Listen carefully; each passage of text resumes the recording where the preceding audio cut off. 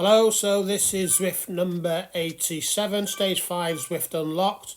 We are going to be travelling on the double Borough track, and here is a overview of the track. It starts out in Central Park and travels south before crossing the Eastern Rivers, and we've got the Brooklyn Bridge KOM as well as the Manhattan Sprint, and finish off in Times Square.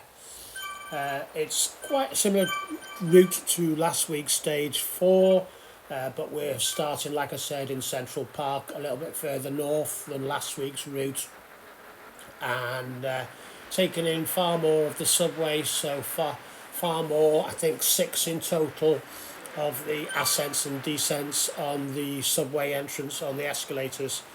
So they can be a little tricky to manoeuvre, but hopefully you'll be able to see how they impact on the race. So like I said, stage 5, Zwift Unlocked. We had 223 entrants on Monday night at 6 o'clock British Summer Time, and we're in the category 210 to 330. I've got a Zwift ratio score of 327 now.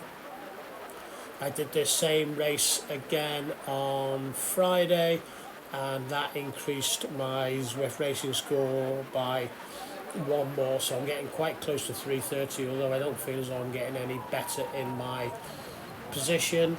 I'm averaging normally around about 2.6 watts and averaging again around about 240 watts per kilogram.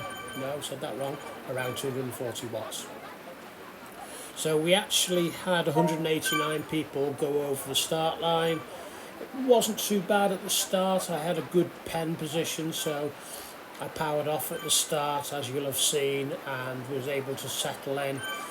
I was conscious of the fact that I was actually in a race and I wasn't trying to get as high watts per kilogram as I potentially could do.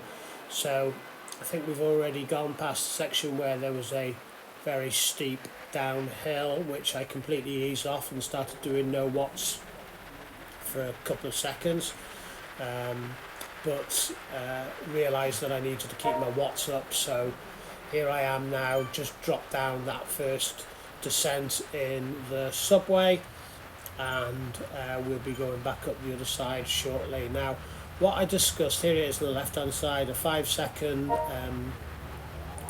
section where it's measuring our watts.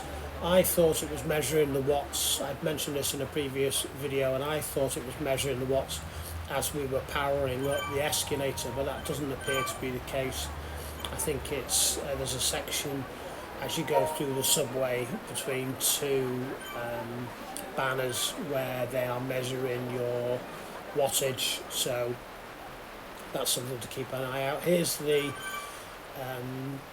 ascent back out of the subway. Is very, very short, 19% burst, which does tend to try and confuse a few people and splits a few people up. You can see how it has strung out the whole of the group. Yes, I know we had 190 people doing the race, but again, I'm going to have to comment on, I'm not sure how many riders there are behind me. You can see there's a slight split behind me, and I'm around about 80th position, but I think those few riders do pull back in, and so we're probably around a group of around about 100, and more riders you can see are appearing, because as I've mentioned before, you only see the 100 riders who are around you, so probably for me that's from first position back to 100th position. So yeah, we're double speed obviously, so we've already done 5.5 kilometres of the race. We'll be dropping back down into the subway again at another point very, very shortly, and you'll see how the group potentially spreads back out. So it's certainly, if you're going to be doing this route over the coming days, something to keep an eye out for, because the group does spread out ever so slightly. Obviously in this race there were no actual splits and nobody going off the back, but the group did actually spread themselves out and go into a bigger long train rather than a bigger fatter blob. But I was able to stay with it, so I'm just focusing in on drafting at this point. Don't want to get right out the front, so you can see where I come up to close to the leaders, my watts will ease off back down to around the 200 mark, where have been keeping them high up around the 240. So just finding myself a space, bit disappointed, I won't say annoyed, but the fact that I always end up on the outside of any blob, so don't feel as though my drafting has as much effect as some of the other riders who might be right in the middle of the blob. But here's the 90% ascent back out of the subway, and I feel, I'm not sure if it's proved right, but I feel as though the group just does spread out. I get up out of my seat, I kick up over 600 watts as we go up out of the subway, and just make sure that I'm still powering up as I get onto the flat. Sometimes I find that if you just stop on the top of the flat, your power or your position in the race just does suffer slightly, so I do try and keep the power up for a couple of seconds after we get onto the flat again. So now we've got a descent, but the KOM has actually started on the Brooklyn Bridge, and so it's quite deceptive with that 1.7% and 2 kilometres of KOM, because like I said, we've already been dropping down there for a section of that KOM. So here we go, kicking up the other side. I changed my gear and spin even faster. I have been making a greater effort to get my cadence up, and what I would like to do at some point is go on Zwift Power and just see if that reflects in my figures. I'm assuming the revolutions per minute is recorded on Zwift, and it'll be interesting to see if there has been an increase in the last 3 or 4 races where I feel as though I have tried to ride at a higher cadence. So I'm not really finding any benefit to it. I don't feel as though I've got more energy. I don't feel as though my legs are less fatigued. I know I've just spent quite a little bit of time in the last week socialising during the half-term break due to my job. So maybe that's the excessive amount of alcohol will play a part in my fatigue, but I don't feel as though I've got endless amounts of energy at the moment. So you can see as we come up on the Brooklyn Bridge KOM, it's quite a long KOM, and it does seem to go on and on and on, and the yellow section just seems to not be diminishing. But you can see how stretched out we are now on the mini map. We're going to get to the top of the KOM. I think we get another power up as we go through this banner. Let's see, I'm sure I did, and I've already used my first one. So my intention here is just to stay with the front group. Last week when we did the same course, well, very similar course, and which included this Brooklyn KOM, I was able to stay with the front riders, but you can see how stretched we are this week, and I'm looking here now to see who I can settle in with, and it turns out that there's around about 5 riders who I'm able to just sit in with.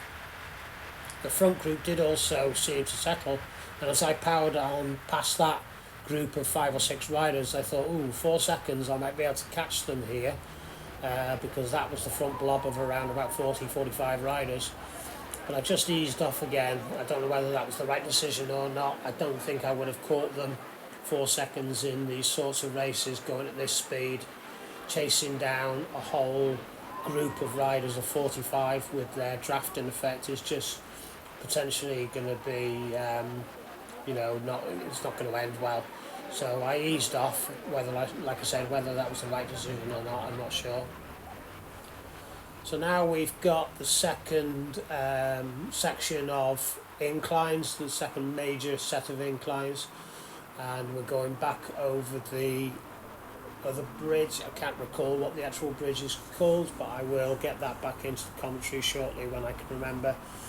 And what I find is, when hopefully you won't have the same sort of experience, but what I find is you get onto the bridge and you see the yellow section, and then you see it starting to turn blue in front of you, and you think, oh, it's going quite quick. But then as you start to climb and climb and climb, it just seems to take longer and longer and longer to disappear. So I'm really hurting at this point. You can see my heart rate's at 165. Cadence is up really high, so that's good because I'm spinning a nice high gear. But I'm just wanting to stay with the riders that I'm riding with, and they don't seem to be going away from me, which is the usual thing for me when I'm climbing. So I'm pleased that I'm sitting in with these riders and being able to maintain my position. What I am conscious of, though, is there's a big blob of riders who are currently 4 seconds behind us at this point, and I'm just conscious that they may well catch us. We have actually got to the top of the second bridge and the second incline, and we've done 131 metres of climbing, so we've only got just over 10 metres of climbing to do, so hardly any climbing at all. But you can still see that they are closing in on us, and that gap of 4 seconds is coming down to 1 or 2 seconds, probably because we've just eased off ever so slightly on the descent, just to get our energy levels back up, get our heart rates back down. And here they are, they could bomb past us. I think there's about 15 of them who come through, if not more. And from being in a position of around about 45th and 50th, I'm now mid-60s. So yeah, let's see how this pans out. We've now got 3 kilometres to go. You can see that the lead group are well out into the distance in the mini-map. I think they had a gap lead of around about 30 seconds, and they're going to drop back into the subway soon. And just as they come out of the ascent on the other side of the subway, then it's I think it's only about 1.3 kilometres to the finish line from there. So there we are, dropping into the subway. We've still got 2.5 kilometres to go, but I feel quite strong at this point. I've been able to ease off quite a lot. You can see my heart rate's at 154, and as we continue through the subway, I'm hoping that I can drop that heart rate even further. But my legs do feel very fatigued at this point, despite the fact that I have spun a bigger gear, and you can see the cadence at the moment is mid-70s, so that's quite good, because normally I'm riding, or have been about a month ago, riding at about 70 revolutions per minute. So just prepare myself for the ascent on the other side of the subway, which is coming up in the distance, and shortly I'll spin a bigger gear and drop into a higher gear, so that I can just keep my cadence up, so that I don't tire going up the other side of the escalator.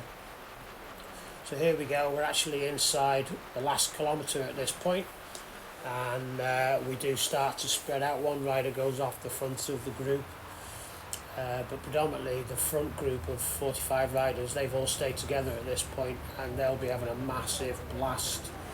And just after a comment from in the previous race, I thought that I would just focus on myself. Somebody said that they were quite interested in seeing how I got on in the final stages, rather than me panning through the rest of the riders.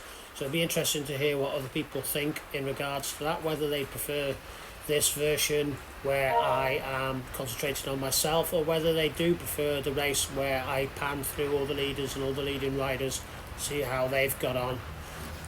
So here's the option of watching me. Nothing spectacular really. I am pushing hard, but certainly not putting in any sort of effort into a sprint, and cross the line in 64th position. So there it is. Not too bad a race, but I did feel very fatigued, and I'll go through the top 10 very, very shortly. But there you can see I got my Zwift unlocked for doing all 5 stages, and also got the kit there as well. So here we'll now go through the top 10. So in first position was Tom Hardy in 26 minutes and 5 seconds. Second, very, very split second behind it, Emil Nielsen. Third, we had Trygve Haug. Fourth, we had Jace Marley. 5th we had Rune Strand. 6th we had Arnie Acid, and he was only 1.37 seconds behind in 6th position. Then we had GK in 7th position. 8th position was Peter Gron. 9th position Stephen Lumsden, and then in 10th position Vim Ernutz, who was only 2.71 seconds behind. I finished back in 64th position, 47 seconds behind the winner. Again, averaging close to what I've been doing for the last few races. 2.6 watts per kilogram, 241 watts, which has shown another increase in my ZRS, so I'm getting dangerously close to that 330 mark. My ZRS is now on 32S. So let me know what you think about the finish, whether you'd prefer me to pan through the rest of the riders who finished the race ahead of me, or whether you'd prefer to see my efforts towards the end. I did comment to the person who spoke to me about it previously and said, in an ideal situation, what would be great is that I'm one of the ones competing at the finish line for a podium, and then I wouldn't have to pan through, because it does have an impact on my performance towards the end if I am scrolling through the other riders. So yeah, let me know. I would be interested. Please continue to subscribe. Subscribers are going up all the time. Numbers of views have massively increased during this Zwift Unlocked series, so I'm hoping this will again be a popular video for people to watch, and people will find it of benefit to be able to do a recce of the course from this video. So plenty of comments please, plenty of subscribes as well, and hope you've liked the video, and I'll be back. I'm not sure when I'll be back, because I might be away at the weekend, so I'll have to wait and see on that one. So catch you all again soon. I might well be racing in the Zwift Racing League team. I might have got myself a team for tomorrow, so I might be back tomorrow night if they've given me a position in the starting 6. So could be back tomorrow, in fact. Alright, take care, goodbye.